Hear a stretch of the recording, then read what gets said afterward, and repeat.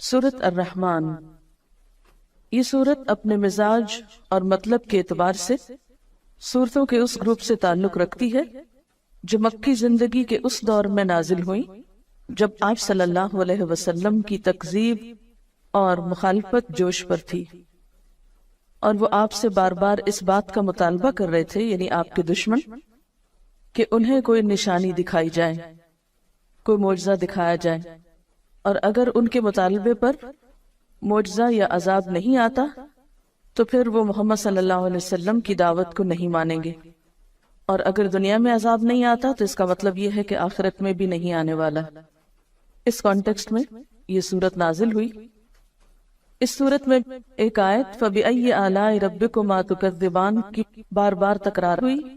تو یوں لگتا ہے کہ جیسے مخالفین اپنی ضد میں مبتلا تھے، تو اللہ سبحانہ وتعالیٰ کی طرف سے بھی جو کلام آیا اس میں ان کے جواب میں مختلف آیات کو بار بار دہرا کر ان کی ضد کو ختم کیا گیا۔ کسی بھی بات کو بار بار کرنے کا مطلب کیا ہے کہ مخاطب کو وہ حقیقت اچھی طرح سمجھا دی جائے، اس چیز کی طرف توجہ دلائی جائے جس کی طرف وہ توجہ نہ دینا چاہتا ہو۔ قرآن پاک کا یہی انداز دراصل ایک مؤثر انداز ہے کہ وہ مخاطب کے مزاج کو سامنے رکھ کر بات کرتا ہے۔ مخاطب اگر ضد میں مبتلا ہے تو اس کی سوچ کی اصلاح کے لیے ایسا انداز اور اسلوب اختیار کیا گیا ہے کہ وہ سوچنے پر مجبور ہو جائے۔ پچھلی صورت میں بار بار وَلَقَدْ يَسَّرْنَا الْقُرْآنَ لِلذِّكْرِ کی بات ہوئی، اور یہاں کلام کے آغاز میں ہی فرمایا بسم اللہ الرحمن الرحیم الرحمن علم القرآن، رحمان اس نے قرآن کی تعلیم دی۔ اس صورت میں اللہ سبحانہ وتعالیٰ کی بہت سی نعمتوں کا ذکر کیا گیا ہے، اور پھر ان نعمتوں کا احساس بھی دلایا گیا سوالیہ انداز میں فَبِأَيِّ آلَاءِ رَبِّكُمَا تُكَذِّبَانِ کہہ کر کہ تم اپنے رب کی کن کن نعمتوں کو جھٹلاؤ گے۔ حقیقت یہ ہے کہ انسان کو جتنی بھی نعمتیں ملی ہیں ان سب میں بہترین نعمت، اعلیٰ ترین نعمت، اور وہ نعمت جس کا سب سے پہلے ذکر کیا گیا وہ ہے قرآن کی نعمت۔ ساری دنیا کی نعمتیں ایک طرف اور قرآن کی نعمت ایک طرف۔ هُوَ خَيْرٌ مِّمَّا يَجْمَعُونَ، وہ بہتر ہے ہر اس چیز سے جسے لوگ جمع کر رہے ہیں۔ اور یہ اللہ تعالیٰ کی رحمت کا نتیجہ ہے کہ مخالفین عذاب مانگ رہے ہیں اور اللہ تعالیٰ جواب میں اپنی رحمت کے طور پر ان کی اصلاح کے لیے قرآن بھیج رہا ہے۔ الرحمن، بے حد مہربان، بہت مہربان، علم القرآن، اس نے تعلیم دی ہے قرآن کی، اس نے سکھایا ہے قرآن۔ اہل مکہ کہتے تھے کہ یہ قرآن کسی انسان نے یا کسی جن نے آپ کو القاء کیا ہے، یا آپ نے خود لکھ لیا ہے، یا کوئی اجمی غلام آپ کو اس کی تعلیم دیتا ہے، یا کچھ اور لوگوں کا خیال ہے کہ اہل کتاب کے علماء سے آپ نے شاید کچھ سیکھ لیا۔ فرمایا نہیں، کسی سے بھی کچھ نہیں سیکھا۔ علم القرآن، یہ قرآن رحمان کی تعلیم ہے، رحمان نے سکھایا ہے۔ اللہ تعالیٰ نے اسے نبی صلی اللہ علیہ وسلم کو سکھایا اور بذریعہ جبریل امین سکھایا، جس کا ذکر پیچھے سورۃ النجم میں گزرا، علمہ شدید القوا۔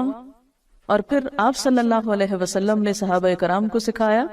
اور اس سے یہ سلسلہ چل نکلا جو آج تک باقی ہے اللہ کے فضل سے۔ تو قرآن کی تعلیم دینا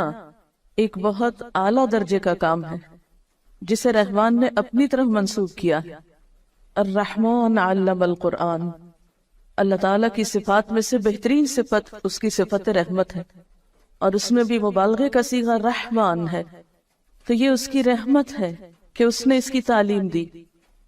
اسی لیے بندوں میں سے بھی بہترین ان کو قرار دیا گیا جو قرآن سیکھیں یا سکھائیں۔ گویا جو شخص یہ چاہتا ہو کہ اس پر اللہ کی رحمت نچھاور کی جائے، اللہ تعالیٰ کی رحمتوں کو پائے، اس کے لیے پھر اس کے سوا کوئی راستہ نہیں کہ اس قرآن کو سیکھے اور سکھائے، یا اس کو لوگوں تک پہنچانے کے لیے کوشش کرے۔ اور یہ حقیقت ہے کہ جو شخص بھی اپنی زندگی، اپنے وقت، اپنے مال، اپنی صلاحیتوں کا کچھ حصہ بھی اس کی تعلیم کو عام کرنے میں استعمال کرے گا، اللہ تعالیٰ اس کی ان تمام چیزوں میں برکت پیدا فرمائے گا اور اپنی خاص رحمت سے نوازے گا۔ اور علامہ کا لفظ باب تفعیل سے ہے، جس کے معنی میں آہستہ آہستہ بتدریج ایک چیز دینا ہوتا ہے، یعنی قرآن پاک یک بارگی نہیں اتار دیا گیا بلکہ تھوڑا تھوڑا کر کے اتارا گیا۔ اور ویسے بھی قاعدے کے مطابق باب تفعیل جو ہے یہ متعدی ہوتا ہے، جس کا معنی یہ ہے کہ اس کے پھر دو مفعول ہوں گے۔ پہلا وہ علم جس کو سکھایا جائے، یعنی پہلا مفعول، اور دوسرا وہ شخص جس کو سکھایا جائے۔ تو یہاں پر علم القرآن میں پہلا مفعول تو قرآن ہے، یعنی قرآن کی تعلیم دی، اور دوسرا کیا ہوگا کہ وہ شخص جس کو دی گئی، یعنی رسول اللہ صلی اللہ علیہ وسلم، اور پھر آپ کے ذریعے سب تک یہ ہدایت پہنچائی گئی۔ تو الرحمن علم القرآن، رحمان نے تو ایک خاص طریقے پر قرآن کی تعلیم دی، آہستہ آہستہ سکھایا، لیکن ہم کیا چاہتے ہیں کہ ایک دم بس پورا کر دیا جائے، چاہے سمجھ میں آئے یا نہ آئے، دل میں اترے یا نہ اترے، عمل کا حصہ بنے یا نہ بنے۔ خلق الانسان، اس نے پیدا کیا انسان کو، اس نے انسان کی تخلیق کی، یعنی انسان بندر وغیرہ سے ترقی کر کے، یعنی جانور سے ترقی یا ارتقاء کر کے انسان نہیں بنا، بلکہ انسان جانوروں سے بالکل ایک الگ مخلوق ہے، مستقل مخلوق ہے۔ خلق الانسان، اس نے انسان کی تخلیق کی، یعنی انسان بطور انسان ہی پیدا کیا گیا، پہلے وہ جانور کے طور پہ نہیں پیدا کیا گیا۔ اور یہاں انسان کا لفظ بطور جنس استعمال ہوا ہے، یعنی سب انسان مراد ہیں۔ یہاں پر اللہ تعالیٰ کی تخلیق کی صفت کا ذکر کیوں کیا جا رہا ہے؟ اس لیے کہ اللہ تعالیٰ نے جو تعلیم دی ہے قرآن کی، یہ اس وجہ سے دی ہے کہ اس نے انسان کو بنایا، وہ انسان کی حقیقت کو پہچانتا تھا، اس کی ضرورت ہدایت کو بخوبی جانتا تھا، اور اس ضرورت کو پورا کرنے کے لیے اس نے قرآن کی تعلیم دی ہے۔ اور آپ دیکھیے کہ جو خالق ہوتا ہے وہ مالک بھی ہوتا ہے، تو جو مالک ہوتا ہے اس کے ذمہ ہوتا ہے کہ مملوک کو کام بتائے کہ اسے کیوں بلایا گیا، کس کام کے لیے بنایا گیا۔ یہ بالکل ایسے ہی ہے جیسے آپ کسی فیکٹری میں ملازمت کریں، تو فیکٹری کے مالک کا ذمہ ہے کہ آپ کو آپ کے کام کی نوعیت بتائے۔ جب بھی کسی کو کسی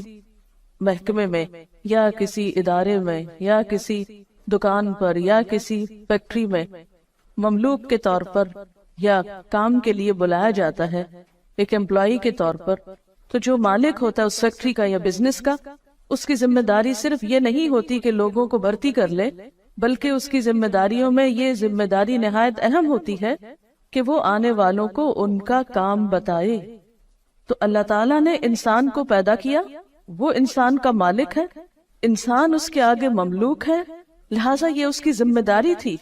کہ وہ انسان جیسی مخلوق کو پیدا کر کے عقل دے کر اسے یہ بتائے کہ اسے کس لیے بنایا۔